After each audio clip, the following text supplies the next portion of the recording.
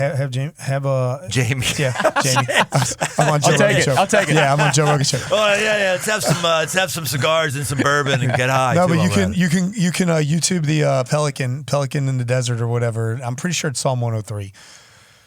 I think. Dirt. I think we've got a. Do me a favor and check that. So I did check it. Psalm 102. Oh, you suck. So close. Oh, you suck. So close. Well, hey, listen. Dare you?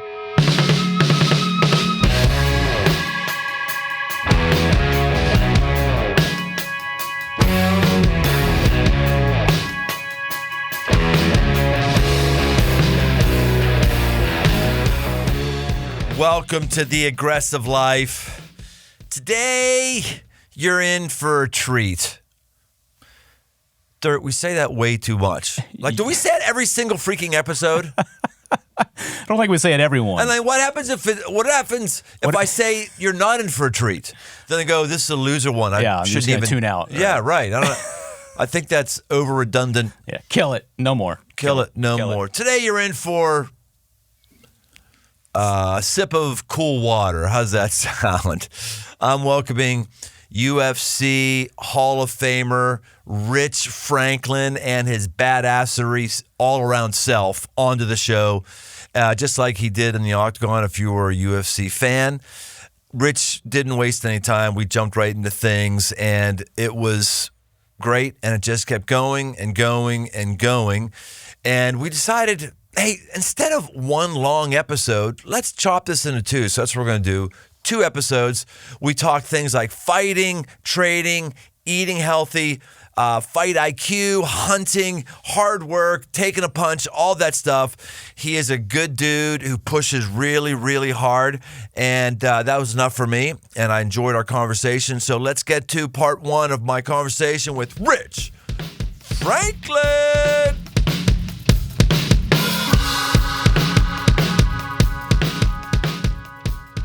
Sorry for my sweat. I'm not nervous. I just got done working out.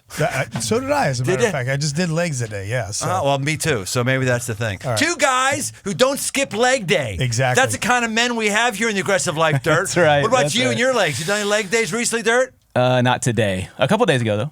You do leg days? What'd you do for leg day? Oh, okay. So you guys are going to make fun of me maybe, but I work out with my wife. So we do this like video workout that's specifically, I think, for women, but honestly, it kicks my ass a lot. So it's a lot of body weight, like squats. Dude, the best workout is the and one down. you're doing. Yeah, totally. Period. That's Totally. what I say. Yeah. Unless Mr. Maestro Rich Franklin's going to disagree with me. I'm going to say this, just to his point, though. I did a Pilates class one time. I actually did it twice. It's the most miserable thing I've ever been to. With the reformer. Have you ever done one? You mean on the bench thing? Yeah, it's called a reformer with the springs and whatnot. No, I have testosterone. Dude, I'm telling you right now, it'll make mice of men. I'm not kidding you. It's the worst thing I've ever been through. That and I dated a girl in high school that had, I don't know if you remember, you probably remember this. Remember those buns of steel? Yes, I do. Tapes? Did you ever try one? No. Oh, God. It's horrible. It's horrible. You have buns of mush then, you're saying. Yeah, exactly. Well, I had buns of trying, but that video was terrible. It's funny, you know. To your point, workouts that are designed for women, not that No, easy. that's right. necessarily. That's totally true. I'd rather get punched in the face than do another Pilates class. I'm not kidding. You're more comfortable with that because that's happened a good number of times. We should probably tell people who you are, okay? Because I started going in on the Michael Chandler thing. Michael was the very first person who was into MMA that I ever actually talked with. And I admitted to Michael, I said, "Look, man, I've never actually watched a whole fight. I've seen a couple clips on YouTube, and I get them gone immediately. It's just not my thing. I don't understand it. Help me understand this." And then he broke it down for me in terms of the physical fitness aspect, just a bunch of things. And I was like, that's really, really helpful. And then we got down to the ground to wrestle, and he was fascinated. I was able to slip out of his hold. Remember that, Barrett? I was down on my... I do, yeah. I do remember. I feel a challenge come on to see if you can slip out of my hold. Dude, I have already broken the spirit of one MMA person. I can't break the spirit of 2. I just can't do it, you know? So anyway... I'm a little bigger than Michael, that's all. You are a little bigger. I noticed that when you came in. So as a result of being with Michael, you popped up on my YouTube feed. Yeah. Because haven't been a big MMA guy, UFC guy. I'm just, interesting. That's great. And I watched it. It was fascinating. It was awesome. And now to have you here, ladies and gentlemen, by the way, here we have a legend in the MMA. And you might not even know anything about mixed martial arts, UFC, Ultimate Fighting Championship, any of that stuff today. that's okay. You don't have to turn into a fight fan, but Rich's story was pretty darn inspiring to me, so I was excited to get together with you. Welcome to the aggressive life, Rich Franklin. Good to be here, man. Yeah, man. Yeah. So give us a little history of like you getting to become a professional fighter. Yeah, I always tell people that. So I grew up here in Cincinnati. I graduated. I'm West Side, right. Harrison grad. Yeah. Went to UC, commuted to school, taught at Oak Hills for 4 years full time. Taught at Cincinnati Public for a year. Taught another 3 years part time at Oak Hills in an at-risk program when I decided to leave the profession. I always jokingly tell people that I got into a scuffle with a kid at school who got out of hand in class, and then I had to take anger management classes, and martial arts was part of that, and it just naturally rolled into a fight career. But what was the scuffle in the classroom? I don't even remember. I mean, you actually hit him, or you No. just kind of subdued him? No, I was jokingly. I okay. jokingly tell people that like that's how I got into fighting. But no, I was a kid that I've grown up around Cincinnati. I played sports my entire life. Started playing football when I was in the 3rd grade, and just did not have the God-given talent for that sport. Like it clearly didn't. But it didn't dawn on me until after my senior year of playing in high school. But I got involved in martial arts as something physical to do, like another sport. But that's a sport that's outside of school. And it just was one of those things where God really did give me a talent for martial arts. I have a good learning curve, and it's just one of those things I just took off in. When I got involved in that, I was studying to be a teacher, and initially I was still in high school when I started training martial arts, and then I was studying at UC to be a teacher, and I was just doing it as a hobby. And then my senior year, a buddy of mine was like, "Man, all you do is train, because when I get into something, I get into something." And so he's basically dared me. He's like, "Well, why don't you take a fight and just see if this training you're doing is actually really, paying off, because you can fight and really test yourself without actually getting into a fight at a bar or walking down the street or something like that." So I was like, wow, I can actually punch people legally. Right. So I took an amateur fight and was bit by the bug, and I started teaching. I never thought it was going to be a career or anything like that. And at the time, especially, like if you were to rewind back to mixed martial arts circa 2000, 2002, you would realize like making this a career was not realistic at that time. Which is why when I told my father that I was going to quit my teaching career to pursue this full time, he actually probably wanted to punch me, but second thought about it, given the fact of my career, choice with the direction I was going. My dad went back to school late in his life. He and I graduated from UC about that same year. Oh. So, for him, I was pretty much throwing away my entire education. So your first amateur fight was when you were how old then? 22. 22. Yeah. And 23. And I'm curious, before this, did you have any history with getting in actual fights? Yes and no. I mean, as a kid, my parents divorced when I was young, so we moved around quite a bit. And when you're the new kid in the neighborhood, like you got to prove yourself here and there. So I got into my fair share of scuffles as a kid, but as a young kid, up until about the 6th grade, I was like one of the biggest kids in school. And then my body grew vertically, but not horizontally. Right. So by the time I was a senior in high school, I graduated high school, I was 6 foot tall, 155 pounds, which is why I was not built to be a football player. And I didn't have blazing speed, which you need at a weight like that. And then I hit another growth spurt my freshman year. So I grew another inch. And by probably like the end of the first quarter of my sophomore year of college, I had put on about 45 pounds, and it was pretty much all muscle because I was just nose deep in muscle and fitness magazines. And and I had, as best as a college student could, corrected my nutrition. I wasn't, waking up and eating Fruity Pebbles and crap like that anymore. I was slamming down eggs and protein, and cans of tuna were good in college. That was a cheap meat. And so I had physically transformed myself. But yeah, I got into a fair share of fights as a kid. But I was never the kid that started a fight ever. Yeah. But then once I started training, I don't think I've been in any altercation that I've been in since I've been training is either me breaking up a fight or I caught some people breaking into a car one time and subdued them, and that's pretty much about it. That seems to be a regular testimony that once somebody gets into the sport, whatever form of MMA it is, jiu-jitsu, whatever, it seems like the the violence impulse seems to go down and diffusing a fight actually seems to go down because you're just more confident in yourself. You don't have to prove it because why? What is it? Oh, I mean, it's a combination of factors. Number one, we were talking about doing legs today. Like I've done legs. I'm too tired to fight somebody today. I'm like, seriously, if I'm going to start, like if you get me to the point where I'm going to fight and I have to do this, like, all right, and then it's really going to cost you, right? And so I don't need that kind of junk, first of all. So I'm just too tired to fight today. Secondly, I get paid to punch people in the face, so I sure as heck ain't going to do it for free. Right? You know, it's like if we bump into each other on the street and you want to fight me, I'm going to ask you how much money you have in your wallet first, because that's what you're going to pay me to punch you. Since I'm a professional, you know, like heart surgeons aren't doing heart surgery on the street for free, so why should I punch people for free? But realistically, joking aside, once you amass a certain set of skill, it's almost like if I was to get into a fight with somebody that does not train, I feel sorry for them. Right. Like literally. And then, of course, there's this other aspect of things that, like the Christian in me, you know, like, so being a Christian and fighting is kind of weird the way that certain people react about this, right? But fighting on the street, there's emotion involved in that in a way that like it's a violent act.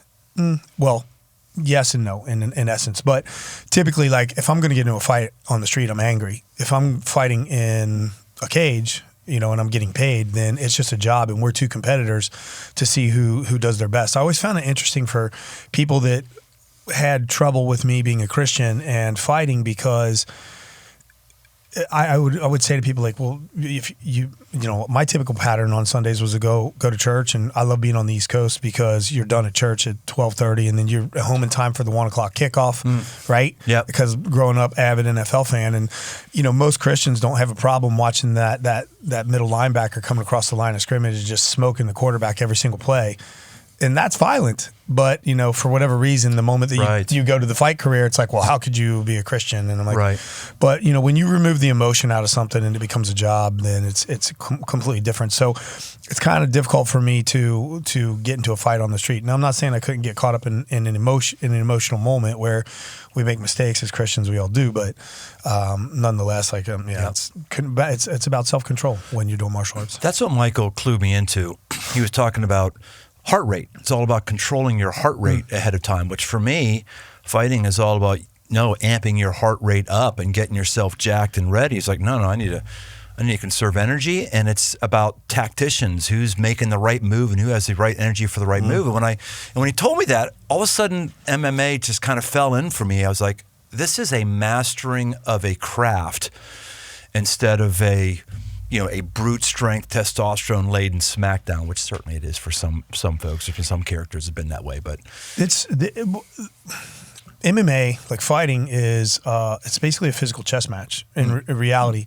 So if you and I were going to fight, I would look at your film, and I would study all your films, study what you do best, study what you don't do well, study what essentially, I'm a mathematician. You know, that's my background, is I taught high school math. So when you talk about like heart rate and all those things, for me in my career, I'm definitely a numbers guy. So we were doing, HRV before HRV was popular, tracking heart rate.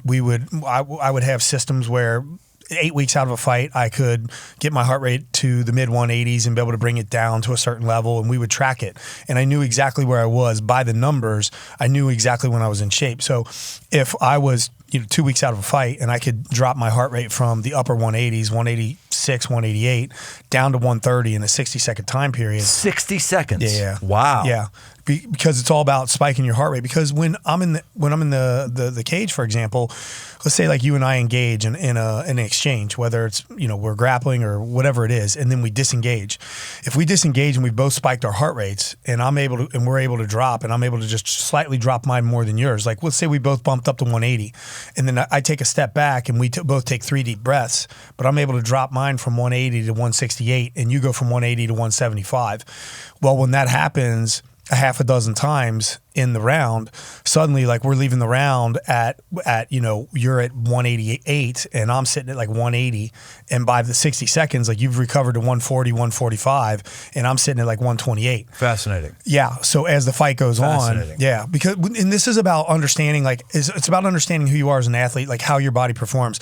I'm a volume athlete. Like if I was a track runner, I would be probably good at like an 800-meter run, something that's not a full-on sprint because I'm not very fast, right, but something that you have to really, really grind through, which is why, and athletically, that's how my body performs. If you went to the gym with me, like I'm a high volume rep guy, keep me at a certain range, not like that peak, what's your 1 rep max, but put me at like that 70% and I'll just go.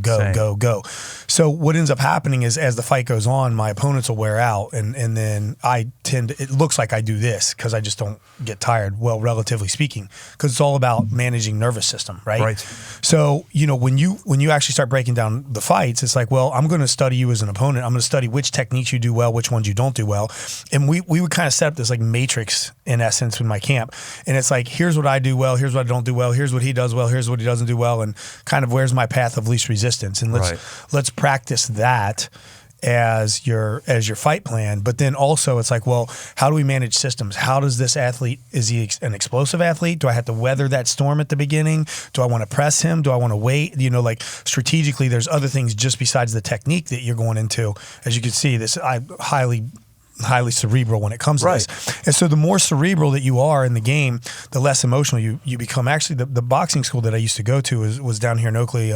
Rob Radford was my boxing coach, and he used to always say to me, like, my favorite quote. And there's no boxing school in Oakley anymore. I can promise you that. I'm telling you, Rob's around here somewhere, and he's the best boxing coach in the I'm sure the there's country. a box around here, but this is too prissy of an area now. There'd actually be a gym. There's still some a little bit gruff around here. Like the original gym was in like a old mechanic shop, but he used to always say, don't fight the fight before the fight. So I use this quote all the time: don't fight the fight before the fight.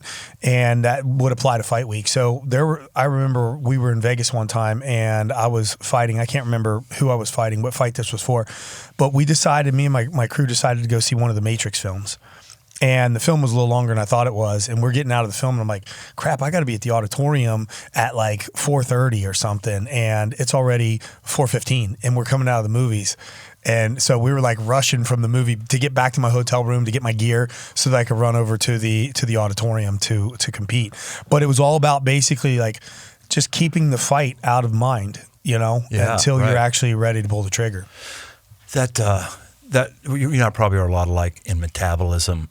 I'm one of those guys who's never had a punching fight out in the open. I had when I was like in grade school, you'd wrestle, but I'm one of those guys who never had actually a punching fight. But I've hit people. I did some boxing in high school. Trained at Volker Gym in Wilkinsburg outside of Pittsburgh. Got some aggression out and stuff like that there. But I'm so like you. I'm just very, very, very slow. So I'd get in with the same guys, same sparring partner, Kelly, and they would the trainer would just stop the thing after 2 rounds because he's getting all the shots and he's faster than I am. Where I'm going like, I need to go like 2 more rounds and I'll be fine with this guy. Yeah. I mean, I could see him slowing down, but at that point he had too many punches on me and I have to stop. Yeah, that's where your footwork and head movement comes in, and learning how, particularly. It's interesting. I have quick feet, but I'm not fast. So my ability to like, if you see like NFL players that are doing those ladder drills, like my feet shuffle quick, but my foot speed, like my ground speed, my 40 time was never great for football or anything like that. I've never had blazing speed, but I can move really well. And then your ability to perceive and, when you're throwing a punch, any tell that you have, you can read really easily. And that's why I've actually had a guy that one time on the street threw a punch at me, and it was so slow. Just out of nowhere he did, or No, the situation escalated between 2 other guys, and then I'm like trying to stop this stuff, and then inadvertently more people start fighting, and so one guy decided to throw a punch at me, and I just remember like as he was throwing it, like every little tell that he had, it's like I could see it in slow motion, and I'm literally like, it was like Neo in the Matrix. I'm just watching and I'm like, this punch is coming at me and I'm like Interesting.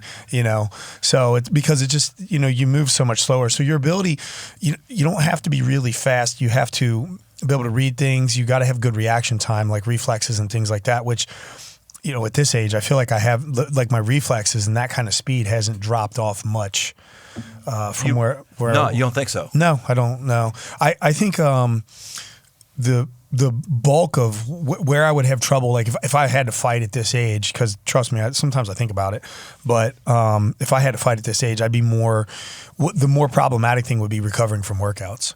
Because if you saw me in the gym, like I look like I'm 25, I'll work with guys and it's like, man, he can still move. If you see me when I get home, sitting in that Epsom salt bath with peppermint essential oils and stuff, man, I'm laying there like, oh, bro, it's tough. So you're not doing any fights. You're just rolling around the gym. Yeah. I'll spar a little bit. And I I'll grapple. I don't mean that diminishingly. I mean, you're Yeah, just. I'm just a has-been now, man. Like I'm just a former, whatever. But no, it's you have a skill set, and what I jokingly say this, I've learned in life, like my skill set is kind of semi-useless. It's not like being a rock star and then retiring, and I can still play the guitar and play the guitar at church or sit around a campfire and entertain my friends type of thing. No, it's like my skill is punching people in the face, and it's not like I can like sit around a campfire and be like, check this out, bro, I'm gonna punch this guy, and you be impressed by it. Like, man, that was awesome. That was way better than his song that he played with the acoustic. Well, Liam, if we keep going down the spiritual metaphor thing, it's almost like you've got to steward a gift that you have. Yeah, you got to, you don't want to bury it. No, you got to hit somebody. Exactly. So and it keeps me from hitting people in the gym, keeps me from hitting people on the street anyway. You think it does release tension for you? No, it really does. But I jokingly say that it would never really happen. But yeah, it's definitely a way to relieve stress and get rid of some pinned up energy or whatever. But I mean, I can do that at the gym too. What I put myself through at the gym today with my legs was equivalently difficult. How old are you right now, Rich? 50. 50? Yeah. Okay. So we can talk about the aging process in a little bit, but let's go way back. Let's go back because this is not an MMA podcast. So I know we've got a high percentage of listeners who are going, oh, this is an interesting guy, but I want to make sure we understand who you are. Let's go back to, in the MMA, you had some fights. You were champion, correct? What weight class? 85, middleweight. 85, okay. And 185. Excuse me, yes, 185. But I mean, if the listeners aren't familiar with the industry, then they'd be like 85, like kilos or no, 185 pounds. Yeah, which is significant. I thought middleweight was less than that. That's middleweight. That's middleweight in MMA. I don't know what the boxing equivalent is, but there's 50,000 weight classes in boxing. What are the weight breakdowns in MMA for those things? You'll go well, it depends. I mean, because I work for a different organization, and so our weigh-in process. So, okay, let me explain to you how weighing in was for my career. I walk around right now. I'm about 220. During my career, I'd walk around 210. And I would cut essentially from 210 down to 185 for my fight. Most of that would be done during fight week, so 20 pounds of it in essence. Wow, in 1 week? In about 4 days. Wow. Which was primarily caloric restriction and sauna work. I would do a lot of sauna work. And notoriously, you can hardly get me to sit in a sauna anymore. But notoriously, I could sit in saunas. We would go for 2 hours sometimes at a time. It's crazy, some of the stuff we did. And so essentially you suck yourself down to your fight weight and then you rehydrate and get back to your normal walking weight. So I would typically come down. And how much time from weigh-in to the fight? Well, I was main event typically. So from the time I stepped off the scale to the time I stepped into the cage, it would be about 30 hours. So, and at the time we were allowed to IV, so I would re-IV and we had a whole system for doing things. Slow systematic process and the weight cut would start. I mean, we had everything from nutritional restriction, cutting carbohydrates out, water loading, salt would go with that, different kinds of things, dropping your sodium at certain times. And there's a whole science to it. Still not healthy for you. So the organization I work for now, One Championship, we don't allow our athletes to cut weight like that. So we do a hydration process where like essentially we test their hydration when they're weighing in to make sure that they have enough fluids in their system. So it really limits the amount of weight that they can cut, and it's different for them. So our weight classes in that organization are different, but typically you'll have like a breakdown of something like this, like, light heavyweight will be 205 up to, 225 or something like that. 185 to 205 is middleweight. Welterweight is 70 to 85. And then 55 to 70 is lightweight. And then it starts going 45, 35, 25. And it's like feather, bantam, fly. Okay. And then if you got like Adam and Straw, or Straw and Adam, whatever, they're down there as well. They're small.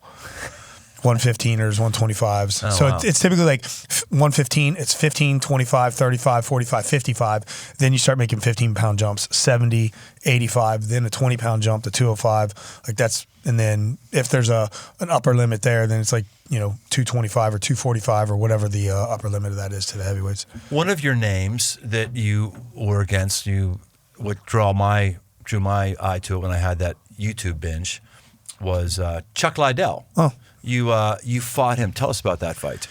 Chuck so that fight I was actually in my house making dinner when I got the call for that fight. He was filming, I think it was the 12th season of The Ultimate Fighter, and he was slated to fight Tito Ortiz. Tito got injured, neck, back, something like that, I can't remember, and I got the call from Dana White. I was doing meal prep in my kitchen at the time, and he was like, hey, and he explained the situation. He's like, would you be interested in fighting Chuck? And Chuck and I are friends, and we were friends.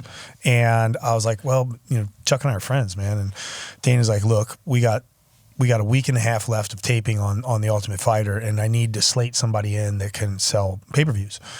And somebody that the fans will be excited about because we're losing this main event. And there was a big rivalry between the two of them. So he's like, Chuck said he's willing to take the fight if you're willing to take the fight. Yeah, they hated each other, didn't they?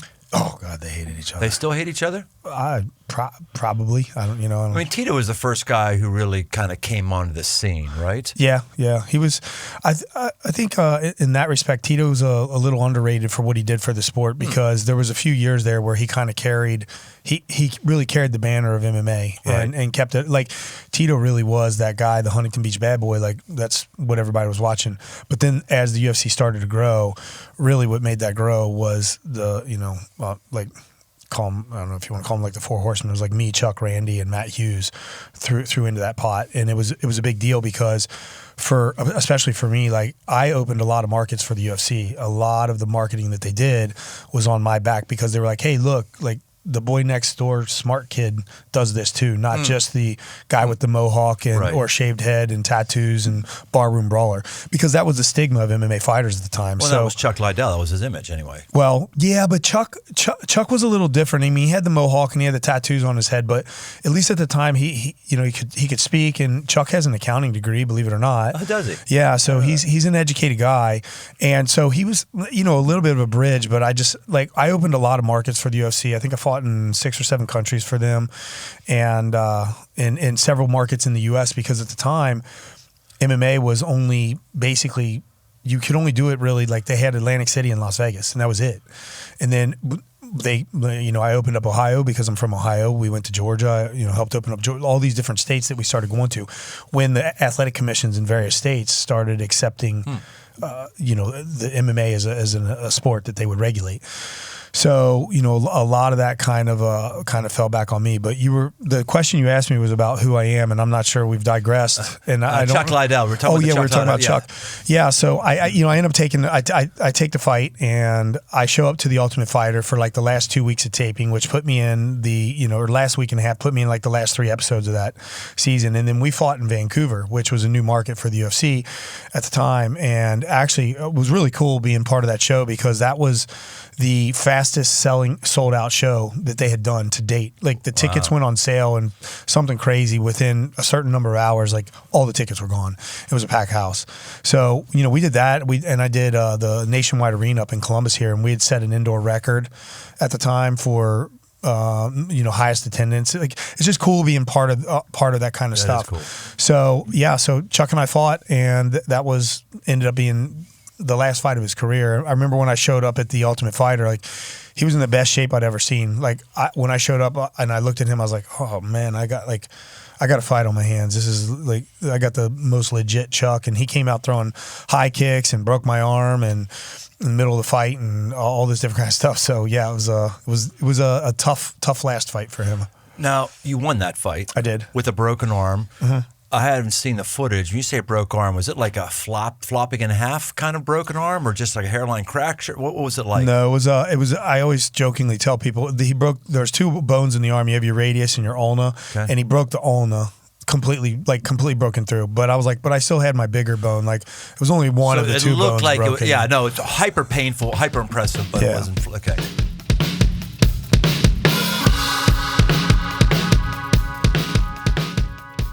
Man Camp is coming. What is Man Camp? It's a 3-day experience, which you may have been waiting for your whole life. You didn't even know it.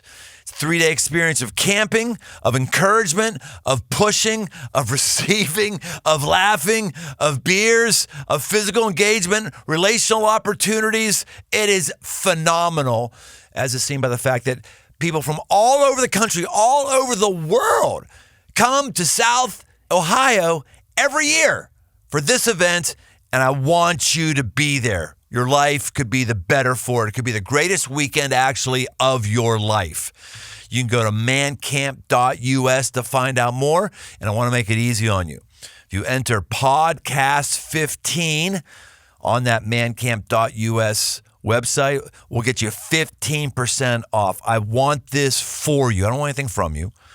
I want this for you. I want this for your life and anybody else in your life and on your downline, because your life is going to be improved on this weekend. Let's see you then.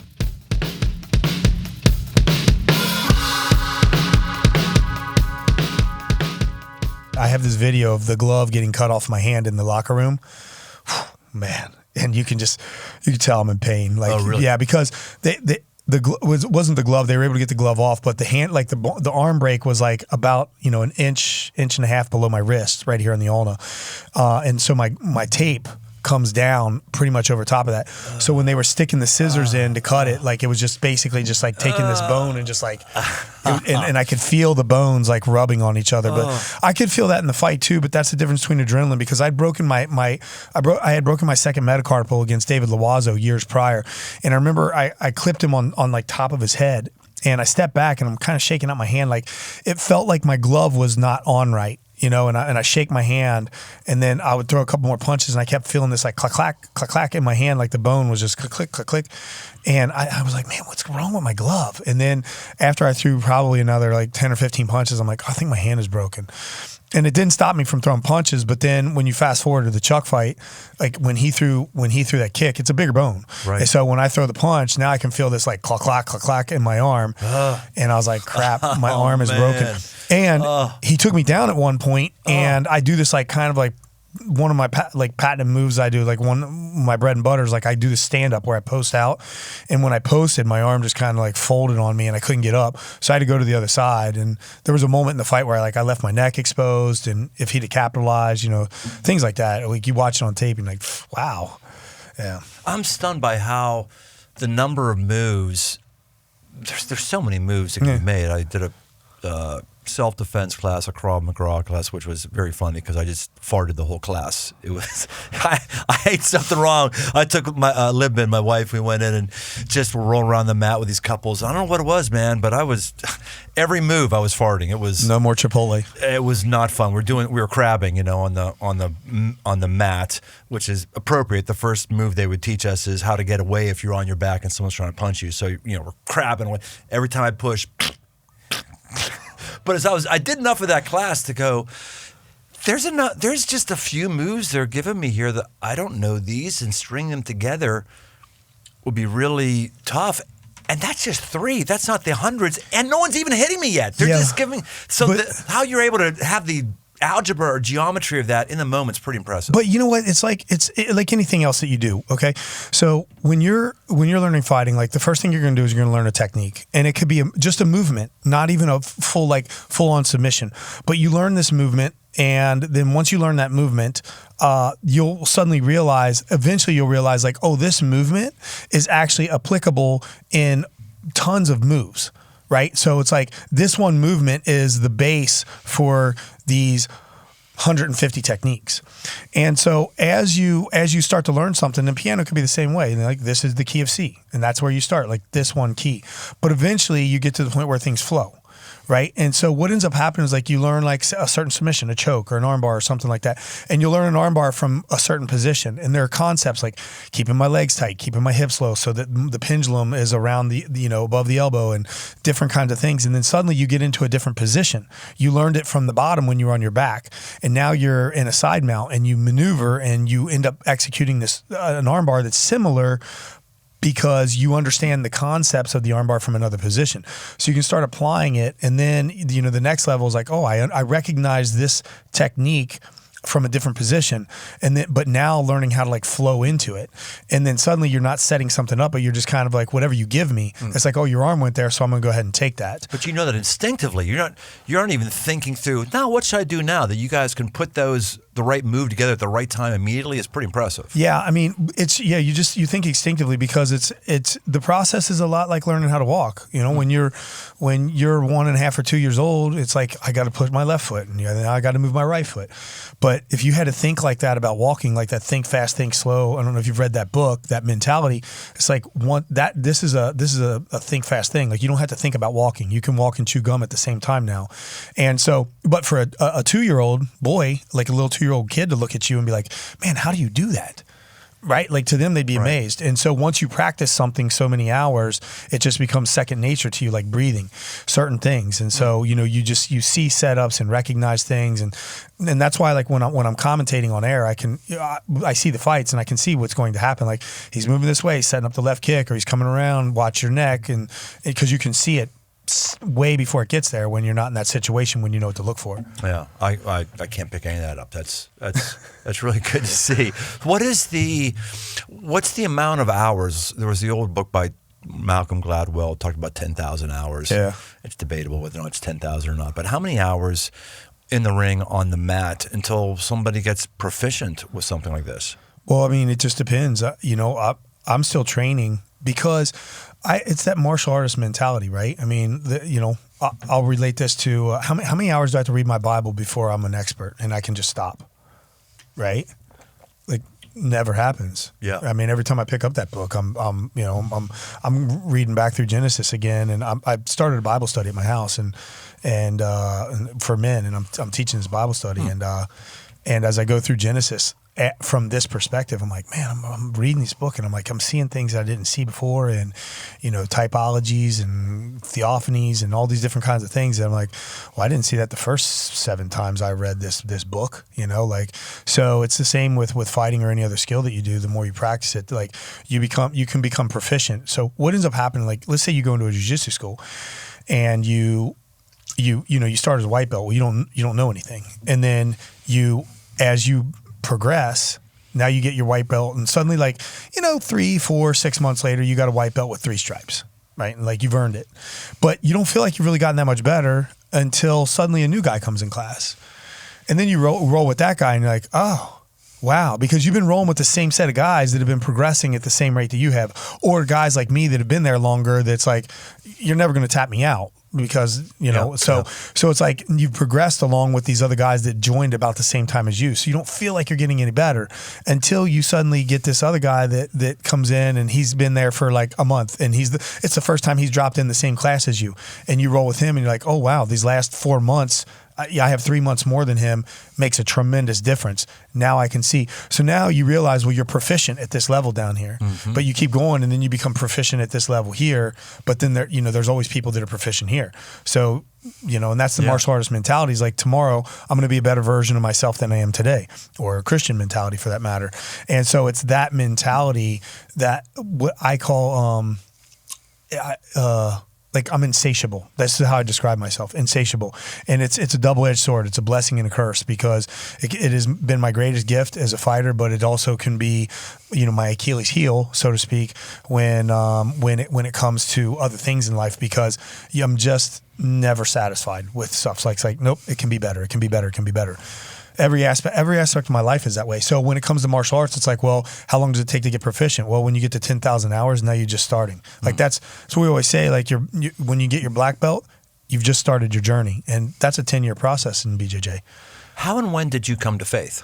I grew up. So my mom and dad, they got divorced when I was about 5, and I think my father grew up in a church. I don't know if he really I don't know. I'm going to say this, as a young man, I don't know if he really knew Christ, but he grew up in a his mom and dad took him to church every week. My mom and dad put me into church when we were young kids. And so I was probably started attending church at the age of 4 or 5, right before my mom and dad got divorced. And I think that was kind of an effort that they put into their marriage because they were weekend warriors when they were younger. And then it was just a little too late type of thing. And so my mom and dad didn't get a divorce. And my dad ended up getting remarried to a woman, and her father, which became my grandfather, was a Baptist minister over in the Western Hills area. And so my mom initially had us in church, but she's a single mom and had primary custody, and supporting kids. So she worked 90 hours a week, and church quickly fell off on that side. But my father was adamant about us going to church every Sunday and, wearing our Sunday best and all that kind of stuff, like church in the 80s. And so, every other week I was at this church, and, I had plenty of weeks as a 8-year-old and 12-year-old kid where I was like, oh man, this is sitting here listening to this. But my grandfather, the minister, is probably between him and my father single-handedly kept me out of a life that would have otherwise, statistically speaking, ended up in prison or something like that, just because as I went into high school, the later I got, my father wasn't forcing me to go to church anymore. So you're going to do what teenage kids do. Right. And choose not to, but as the Bible says, raise them up in the Word, and the Word will not leave them. And so when I started getting into college, I started really beginning to question my faith. Do I just believe what I believe because my parents believe, right? You go through that whole questioning sequence. And, I started meeting Hindus and Buddhists and Muslims and, things of this nature when I was in college. And so I really started questioning my faith. And I'm like, okay, well, I need to go back. And so then I started systematically really studying everything from, things like the historicity of Jesus Christ, as well as just because when you're talking to an atheist, they'll just completely discount the Bible. It's not an actual historical document that's valid or accurate. And so you have to find, other things. It's well, if I want to, I'm trying to convince myself, kind of the whole, what Lee Strobel did in essence. Right. Case for Christ. Yeah. Similar kind of situation to that. It's well, I'm really going to test my own faith here and see. And so, in my 20s and stuff, I really started late teens, right. 19 to my college years, started really questioning my faith. And then I started getting, more deep into my Bible studies and things of that nature. So was there a moment where it clicked for you, a moment when you received Christ or anything like that? I'll say this, I look back at my life, I received Christ at a young age, and I got, I don't remember the exact date. It's interesting because I have my father's Bible now, and my dad has the exact date that he was saved written in his Bible. And it's cool because my dad passed away years ago, but having his Bible with some of his handwriting in it and then some of my handwriting in it, and it's a really cool. But I don't know the exact date I was saved. I believe that I was saved at a young age because I've always had this draw towards my relationship with Christ. And I would probably describe myself every other young man, more like the prodigal son. You get into high school and college, and you have that influence there, but it's well, I'm going to do my own thing. And so I run off to the big city, metaphorically speaking, and do my thing. And then life, God, he'll teach you lessons for sure, and so it's those lessons. It's I've always been on this path. I just always want to veer off a little bit, and he's just going to kind of yank my collar and pull me back on the path. One of the guys who I was a close friend with in high school, he won the local Golden Gloves competition. Actually, at that point in Pittsburgh, it was called Silver Gloves for whatever reason. But, you know, it was a pretty big deal. He was he at that point 16?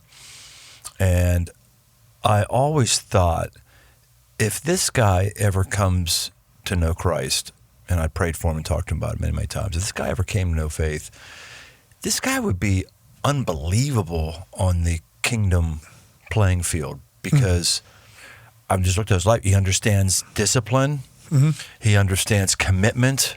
He understands enduring through difficulty.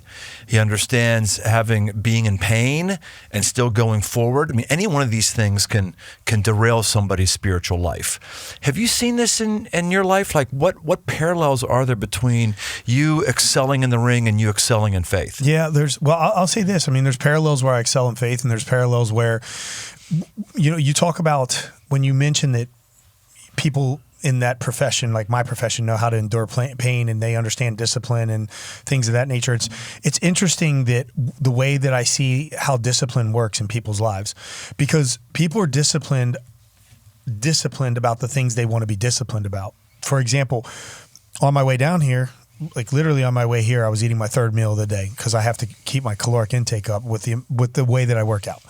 So I'm very disciplined on my nutrition, and people are like, wow, man, you're so disciplined on your nutrition. I'm like, well, that's easy to me because it's something that I really, really want to do. Now, if I had to wake up every morning and sit in an ice bath for 15 minutes, first thing out of bed, and be disciplined about that every single morning, I'd be like, oh, man. Are you in the cold plunge cult? No. All right, good. I hate it. I'll do it. I mean, I'll do it, but it's just one of those things where it's like people do it for fun. I'm like, I'll do it if I have to, and I don't have any problem doing it. And I had a wrestling coach that I would do these cold plunges and sit, and we would have ice cubes. It was just ice cubes in this bath. So essentially 32-degree water in essence. And I would have to sit until the last ice cube melted. Oh, wow. So it was like a 15-minute ice bath, which is, I'm going to say you get diminishing returns from that, right, because you don't really need much more than 3 to 4 minutes, 3 to 5 tops. But anyway, it's all about being disciplined about the things that you want to be disciplined about. So, certain people they can be super disciplined about doing their workouts, but they may not be disciplined about reading, for example. Like, it's like if you want to, or studying film, like, man, studying film when I was in fight camp, I hated studying film because it was just, I spent all my day training, and now at the end of the day, I got to sit down and watch, and I would have, my coaches would break this down like frame by frame. So you're talking about a 3-minute fight that would take you 4.5 hours to watch, right, and break down. And so it's like, I wasn't as disciplined about, like, I wasn't as motivated about watching fight films, right? So it's easy to have a person that's in my position that, they can be super disciplined life, but maybe not be spiritually disciplined, because your ability to, for example, sit still and still your mind and spend time in prayer, extended time in prayer, not those 30-second prayers that you say right before you eat type of thing, but like a good, like, I'm going to sit here for 15, 20 minutes and just be in the presence of the Lord, is difficult for people. Mm-hmm. And so, because they never do it. That's why it's difficult. Yeah, exactly. And they've never done 2 minutes. They've never done 5 minutes. Exactly. So therefore it's hard. Yeah. So I'll sit there. Like, there's times where, like, I'll wake up in the morning, and then I'll sit and I'll be praying, and then I'll be praying for maybe 10, 15 minutes, just laying in bed, just praying. And then next thing I know, like, I'm waking up and I'm like, okay, I fell back to sleep, and then I'll spend another 10 minutes in prayer. So I'm like, probably prayed for like half hour before I got out of bed in the morning. And it, that's easy to do, but it's just, sometimes you can be super disciplined about some things and sometimes you can't. I've always been very disciplined about reading my Bible. I love studying my Bible. And we live in a world now where I actually travel with a hard book Bible, and I do that partially so that people can see me reading it, like when I'm on a plane, for example, because it can become a testimony. If I'm reading my Bible on my phone or my tablet, then anybody else can just think I'm checking social media or whatever. So I'll purposely travel with my Bible. Plus, I like to put notes in my Bible. So when I come across some sort of revelation and it's on my phone, I'm like, I can't.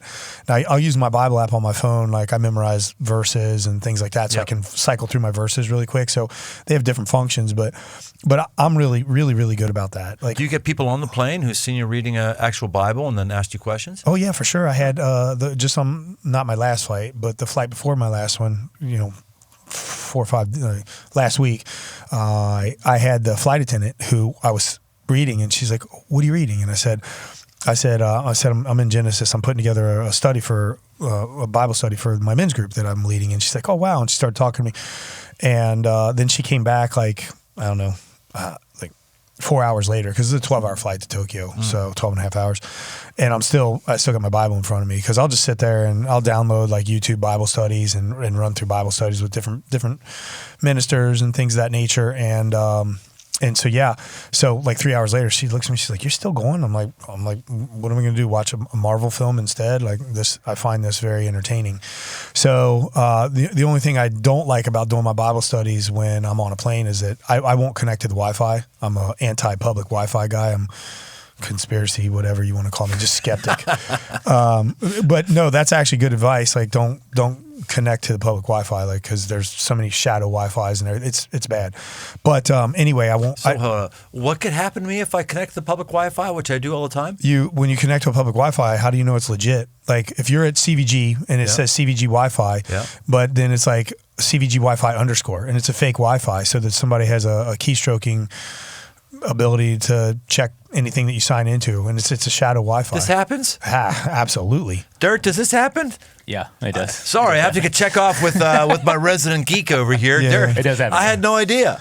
Yeah, I'm not the resident geek, but I'm probably nearly as geeky as him. Yeah. So yeah, man, you got to be really, really careful about stuff like that. So anyway, I won't connect to the Wi-Fi on a plane, which means I can't internet research stuff to check. Like, if I'm reading something, I'm like, "Oh, wait a minute, hold on, where was this else?" And I'm like, "Where was this in the Bible?" And I'm trying to think, and I can't remember the verse. And it's like, if I could just Google, like, where else did Jacob build an altar? Like, I can't. And otherwise, I'm thumbing through chapters and spending the next hour just trying to find the very thing that would take me 3 seconds with the internet. I'll tell you what's crazy too is ChatGPT. Yeah. Like I've got the latest, greatest, most expensive Bible software, most exhaustive Bible software, because it's it's kind of my life, Yeah. But my gosh, what you can just type into ChatGPT, It's gonna make us dumber. and it's maybe, but man, I'll tell you what, it's pretty impressive. I really do think, like, the problem with technology like that is that people, they won't use it properly, because anything like that gets abused. So I can use ChatGPT to, for example, if I want to go online, and let's just say I want to AI assist, and I say, where, like, because I was doing this last night, where else did Jacob build an altar? And and it'll give me the verse, like Genesis chapter 35. And so I'm like, okay, cool. That's great for ChatGPT, because it can give you something but when you start using it to construct writing or something, there is value, and this is coming from a person who used to teach for a living. There's value in the problem solving process, whether you're writing, whether it's mathematics, whether it's how am I going to fix this thing in my engine of my car, like whatever. It's like going through something, making the mistake, and being like, because if you just watch it on ChatGPT, like, or on YouTube, it's like, I'm going to do this, but you didn't really learn how to do it yourself. So, and this is like, so people will use it this way because we're all about, like, just get the thing as quick as possible. You see with social media, we live in an age now where people will consume content in anywhere from 5 to 90 second clips, and then they watch 3 or 4 of those, and they're suddenly, and I'm guilty of this too. I'm an expert on everything from you name it, like the moon landing to whatever. It's like I got all the information because I watched 5 Instagram clips, and so like I'm very careful about that kind of stuff, because it takes like real study to know something, and that's where these kind of technologies. But anyway, I'll get off my high horse. No, it's a good one. You could put in ChatGPT, say, give me a sermon outline for dealing with suffering. And it would give you 3 points, probably do the classic thing of give you a joke, 3 points in a poem. It's probably what it would do. But that's not the same as somebody who's been forged in crisis 100%. and that teaching is coming out of what you've experienced with God, and maybe those Bible verses that were personal to you while you were in the dark thing. Or led by the Spirit. Yes. Like when you suddenly reading your Bible, and then when you get that feeling like, man, this is what I should be talking about Sunday for whatever reason, like this is what I should be talking about in front of the congregation, rather than let ChatGPT lay it out for you. Right. And so that's and you're going to see that with, particularly in, I mean, churches especially, because it just gets easy. Like, I can just have this thing spit it out for me, you know? Yeah, but the lazy asses have always done that before anyway, because now there's ChatGPT. Before it was you would subscribe to so-and-so's sermon library and you would listen to what they said and you would say what they said. Yeah. Or actual libraries where there was manuscripts. You could buy manuscripts and you'd put it together. So people have always taken a shortcut. ChatGPT or AI is just another potential shortcut for you if you're going to take it, and it's not going to be spiritually potent. Yeah, it depends on how you use it. I mean, obviously, everything that I've learned about the Bible has been built off of the back of someone else who learned it prior to me, right? You know, I mean, growing up in my grandfather's church and listening to all his sermons, growing up, I was never a Billy Graham fan, because in my mind at the time, I'm like, he never got like deep. I like to study like deep things. And then for whatever reason, just like within the last, 5-6 years, I was still living in Singapore at the time for the company that I work for, and I woke up and I'm like, I'm gonna start listening to these Billy Graham sermons. It just my YouTube channel populated it, and so I put one on while I'm making breakfast, and they're very it's the cross and very basic. It's a very basic, the cross. Here's a couple, a passage that he's going to read or focus on a verse, maybe a couple supporting verses, not super complex, something that you can follow, particularly while you're making breakfast, and you don't have to actually be, unless you're like, oh man, I want to underscore this in my Bible. Like, this is a good note. But aside from that, it's easily digestible, and man, he's so potent, that stuff will just cut right through you. And I didn't realize that when I was a young man. And so, but many of the things that I might maybe introduce in my Bible study are going to be built off of some of the stuff that I learned from him. So it's not necessarily a bad idea to borrow things from other people. It's just to regurgitate something is where the problem comes in. Right. Regurgitate something that you don't personally own and you haven't been personally living. That's a bad idea. 100%. Well, Billy Graham, I don't know that I've ever been mesmerized by a talk that he gave. In fact, now you say it, Rich, I'm not sure the last time I actually listened to a whole talk, so I'm probably challenged. I should probably do that. But his magic wasn't in his teaching.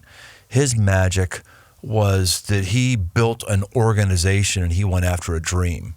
That was his magic. I think his magic was the consistency of his message that appeals to people that may not be quote unquote biblically scholarly, right? Yes. I mean, he does I think it's Psalm 103, the pelican in the desert.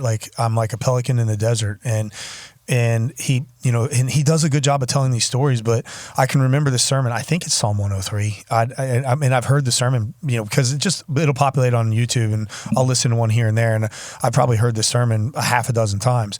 But he talks about in the pelican in the desert, a pelican doesn't belong in the desert, and because they're around water, and so it's this feeling of isolation that he goes into. But it's a very, very poignant point. Yes. But it's a really basic sermon. I'll go to church on Sunday, or I'll listen to a certain preacher online, and it's they're over here in the Bible, and man, if they don't reference 75 verses before the end of the sermon to where you can't keep up, then they failed, right? And so, and I'm like, man, we're just all over the place here, and I can't stay focused on what I need to stay focused on. So much like when I teach a seminar, if you come to one of my seminars, I would rather you leave with one or two techniques that you have a deep knowledge of. You know how it is. Yeah. Throw 1,000 kicks one time each, or throw one kick 1,000 times, and you're just going to execute way better. Yeah, Billy Graham, he wasn't. Obviously he could give a good talk, but there isn't any pastor who ever listened to him and didn't say, "I could do that." Well, you could do that, but you didn't do that. Yeah, you didn't choose to start your own organization. You didn't choose to travel the world. You didn't choose to risk renting a tent and sitting there stadiums, right? Well, he built to that. He built that eventually, but it was backbreaking work. That was the magic of him, not his teaching, which obviously is capable. But I just think the guy was a stud. Then obviously the reason why you're listening to him right now still isn't even because of his teaching abilities, though they were good. Yeah. You're listening to him right now because that was a guy who lived his stuff for decades and was faithful to the end. Who's faithful to the end anymore, let alone at 80, whatever he was when he died? No, he was old. He was a powerful guy. I think he was 99 or something. Was he that old? Yeah, I think so. I think he lived Check that out. Check Google that out, Dirt. Come on. ChatGPT, that stuff. What do you think he is, Jamie? This is not the Joe Rogan show where gonna- Dirt's there at your beck and call to if Google you're guessing stuff. 80, I'm going to take the over on this. Okay, You take the over. I'm gonna Wait, say- You ready? Okay, hold on. Hold on. I'll give you 90, and I'll still take the over. I'm going to You say take the under. 80, his last public preaching. That's what I'm going to say. Whoa, hold on. I'm going to take the over on that still. Go ahead. That his last public preaching was over. I might even Go go ahead. that his last public preaching was over 90. Okay, let's see. Dirt, what is it? Okay, well, hold. I Googled how old he was when he died. Yeah. We can start with that. Okay, what is that? Rich was honest, 99. 99. Boom. Sheesh. You're such a Christian geek. And I'm You going to would know argue that. What else? whatever comes up here. I'm going to argue that because he did a final sermon the year he died. Rich, you're killing it. Billy Graham was 95 when he did his final message. Boom. Wow. Boom. Rich. Giving uppercuts props, and man. right crosses. He's beating the pastor Yo, you're in religious spanking me. trivia. Right, you are impressive. Dude, I'm telling you, man. Listen, there's two things I'm passionate about. It's reading my Bible. Well, Billy Graham information. I just happen to know because, like I said, I didn't value him when he was alive, and thank God his stuff is recorded. And I would argue that he was able to fill stadiums. One, because they worked hard, but two, I just really think that the Holy Spirit was speaking through him. Right. Really using it, as basic as his message were. It's just every time it doesn't matter what he talked about. He talked about a pelican in the desert, and suddenly you're like, he's like, and he circles it to the blood of Christ on the cross for your sins, and you're like, how do you go from a pelican in the desert, basic? It's a basic message to Christ on the cross, the blood for your sins, and then no matter what he talked about, every time it was like cross, blood, sins. Yeah. I'm gonna have to. This is good. I have to start getting down that train. There's. Of course, there is on YouTube entire Billy Graham sermons on YouTube. Yeah. Well, I'm on a digital fast right now. Go have Jamie. Jamie. Yeah, Jamie.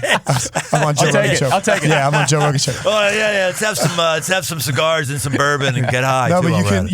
you can YouTube the pelican in the desert or whatever. I'm pretty sure it's Psalm 103. I think. Dirt. I think we've got a. Do me a favor and check that. So I did check it. Psalm 102. Oh, you suck. So close. Oh, you suck. So well, close. hey, listen. dare you? If he could have taken the under on that one, then That's we would right. have been That's good. right. Oh No, we man. are.